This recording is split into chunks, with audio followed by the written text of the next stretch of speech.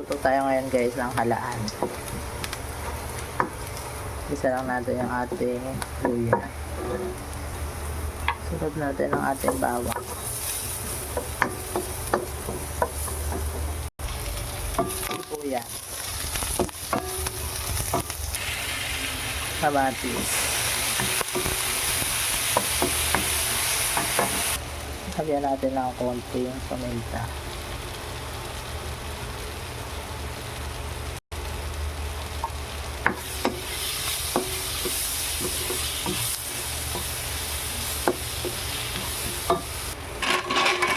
Lagyan natin yung mga halaan.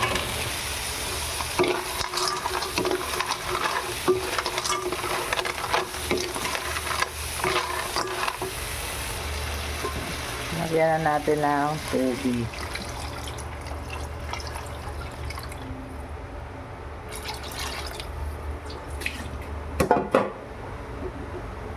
Yan guys, hintayin lang natin kumulo. Yan guys, nalipat ko na siya sa kaserola para mas madaling pakuluin. Lagyan na natin siya ng asin.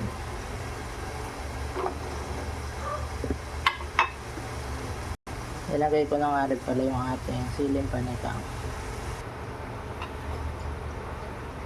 Guys, lagay na natin yung ating dahon ng sili.